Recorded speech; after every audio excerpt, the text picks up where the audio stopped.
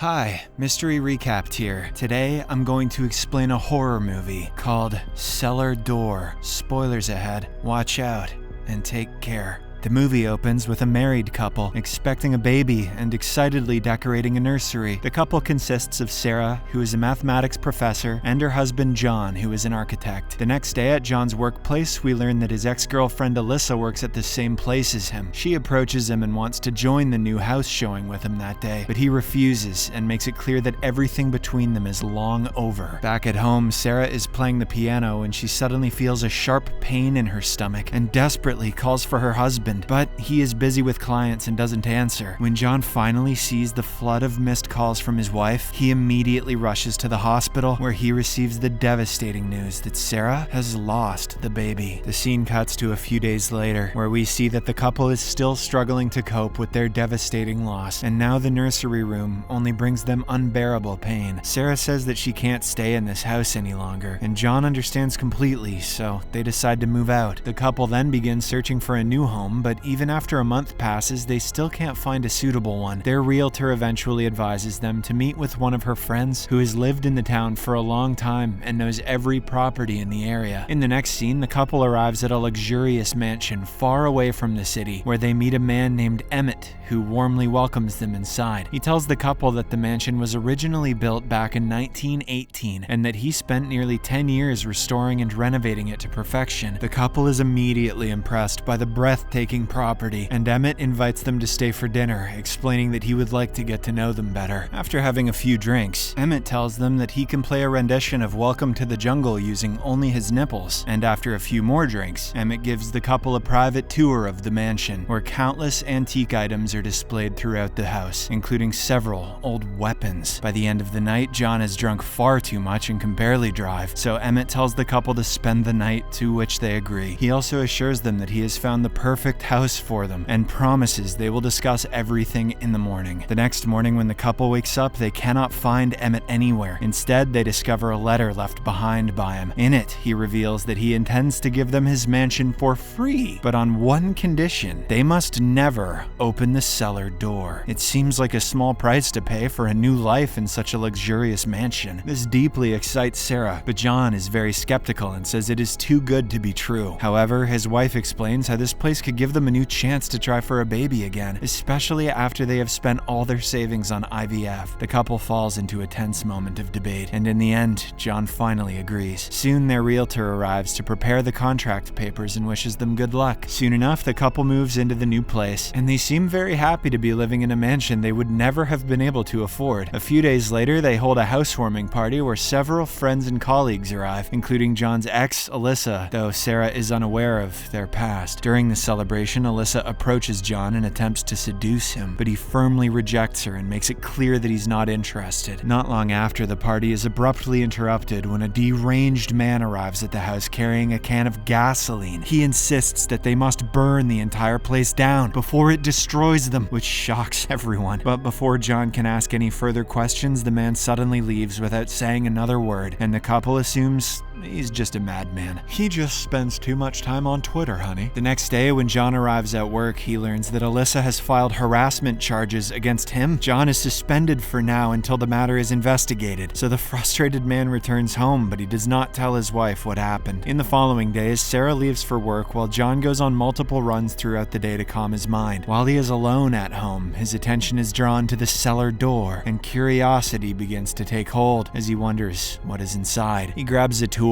and desperately attempts to open the door, but he is unsuccessful. The next day, John leaves Alyssa a voice message asking her to call him back. His attention is then shifted to a hidden door in the house, and his curiosity pushes him to dig deeper. He goes to the city archives and asks for the blueprint of the mansion. There, an employee reveals a shocking piece of information, stating that the previous owner of the mansion was not Emmett, but another man named Paul McManus. Emmett used to live there 25 years ago, but one night his wife wife ran away in the middle of the night, taking their 5-year-old daughter. Since then, no one has ever seen them again. Upon returning home, John studies the blueprint and becomes convinced that the hidden passage leads directly to the cellar. So he opens it. He crawls inside the narrow crawl space and eventually discovers a barred up door leading into the cellar. He begins drilling a hole through the door to see what's on the other side. But before he can finish, he hears Sarah's car arriving outside and immediately hurries back upstairs. That night, Alyssa calls John and asks him to meet her, saying she will be waiting for him at their favorite place. As agreed, they meet in an underground parking lot, and John tells Alyssa he cannot understand why this is her favorite place or why she has slandered him. She then calls him a liar, accusing him of leading her on while promising that he would leave his wife. It is revealed that they have been having an affair behind Sarah's back, and even though John acknowledges his fault, he makes it clear that he will not leave his wife. When Alyssa threatens to reveal everything to Sarah, John threatens that he will kill her if she comes near his wife. The next day, John is out for a run while Sarah is home alone when she suddenly feels nauseous. She decides to take a pregnancy test, and it turns out to be positive, which excites her greatly. However, her joy quickly fades when she finds the blueprints of the house under the bed, and she heads to the cellar. At the same time, Alyssa is approaching the house, intending to tell Sarah everything. She enters without knocking and sees pictures of Sarah and John on the wall, which deeply disturbs her. She then walks into the nursery, where she finds the positive pregnancy test, further upsetting her. Meanwhile, Sarah reaches the barricaded cellar door and realizes that her husband has been unsuccessfully trying to break it down. She hears noises and finally returns upstairs, but she does not find Alyssa anywhere, only noticing that the front door is left wide open. While John is returning home, he notices Alyssa's car leaving the house, so he grows worried and begins chasing her in his car. Later that night, John comes home late, and Sarah reveals to him the pregnancy result, which makes him extremely happy. However, she is upset to learn that he was trying to get into the cellar, so John apologizes and promises that it will not happen again. Sarah wants to be sure she can trust her husband, and so to assure her, John blocks the entrance of the cellar with planks and nails it shut. The next day, John receives a call from HR informing him that he's been cleared of all allegations, which brings him great relief. Later, when he returns to work, his boss congratulates him on his return and also mentions that Alyssa has taken some time off, claiming she's focusing on self-care. In the evening, the couple is decorating the nursery when John notices a bullet lodged in the wall and immediately freaks out. He wants to call the police and shares with Sarah how Emmett's wife and daughter disappeared without a trace 25 years ago, suggesting that he may have killed them. But Sarah thinks he is jumping to conclusions and insists there must be a reasonable explanation. She says she doesn't want to ruin their perfect life, so John reluctantly agrees to drop the matter. The scene then cuts to a few days later, where John sees police officers in his office and asks a colleague what happened. It turns out that Alyssa's car has been found, abandoned, and she is now considered missing. Meanwhile, Sarah is hanging out with a neighbor at a bar, talking about the previous residents of the house. The woman tells her that the house has had many owners over the years, but all of them eventually left without any explanation. She also mentions that in the past few weeks, she would regularly cross paths with John during his runs. This shocks Sarah, because he was supposed to be at work at that time, and her attention is drawn to the TV, where there is a missing persons news report about Alyssa. That night, while John is taking a shower, Sarah checks his laptop and finds an email from HR regarding the accusation Alyssa had made against him. She also discovers Alyssa's calls on her husband's phone, which leaves her increasingly suspicious. Later, John is troubled by the bullet he found in the wall, and soon learns that the shot was fired from an antique pistol from Emmett's collection. The next morning, he tells Sarah about this, but she refuses to listen and fears that they could lose the house. She does not believe that Emmett could have harmed his family and hidden bodies in the cellar. Just then, their conversation's interrupted by a doorbell, and it turns out to be two detectives investigating Alyssa's disappearance. They ask to speak with John alone, and he tells them about his past relationship with Alyssa and the harassment allegations. He also tells them about their meeting in the parking lot, but doesn't reveal their affair. The detectives then reveal that Alyssa's phone rang near their home the day she disappeared. They ask if anyone can confirm John's location that day, and Sarah, who has been listening, steps in. She claims that her husband was with her the entire time that day, and upon hearing this, the detectives leave without further questions. Afterward, John tries to explain everything to his wife, but she feels betrayed and says she knows that he had been cheating on her. However, she claims she lied to the detectives not for him, but for the sake of their future child. In the evening, John cannot stop thinking about the cellar and becomes convinced that it is hiding something dark. The next day, he manages to find a new address for Paul McManus, the previous owner of the house, and immediately goes there. To his shock, Paul turns out to be the same madman who crashed their housewarming party. It is revealed that Paul is now an alcoholic and is struggling to cope with his divorce. He explains that at first, the house seemed like a perfect life, offered at a very low price, but over time, everything began to fall apart. He advises John to open the cellar, but doubts that he is truly ready to uncover the hidden secret. Upon returning home, John wants to open the cellar door, but Sarah refuses, leading to a heated argument between them. In the end, John grabs a crowbar and proceeds to open the door anyway, while his wife tries to stop him. At one point, John drops the crowbar, and Sarah seizes the opportunity to pick it up and knock him out with it. Sometime later, John wakes up on the couch in the living room, and Sarah tells him that she couldn't let him open the cellar door. Then, in a shocking twist, she shows her husband Alyssa's phone, which leaves him horrified. Through a flashback, it is revealed that Sarah had confronted Alyssa in the nursery, pointing a gun at her and ordering her to get out. Alyssa said that everything there should have belonged to her, and that Sarah did not deserve it. In a fit of rage, Sarah began shooting Alyssa, and when she still did not die, she finished by strangling her. After that, she wrapped the body and hid it in the crawl space that leads to the cellar. She then drove Alyssa's car away, and the person John had been chasing was not Alyssa, but his wife. After leaving the car in an isolated area, Sarah uploaded some pictures from Alyssa's phone and sent an email to work asking for some time off. In the present, John is stunned to hear all of this and decides to turn his wife into the police, assuring her that he will find her a good lawyer. But she shockingly points a gun at him now and says that if he does, she'll frame him for the crime. For the police, he is an ideal suspect, as he was the one who nailed shut the crawl space where Alyssa is buried. Sarah reveals how she will testify that it was John who murdered Alyssa, and that she only discovered the truth when she found Alyssa's phone among John's belongings. And when she tried to confront him, he attacked her, forcing her to shoot him in self-defense. However, she then adds that if he agrees to stay silent,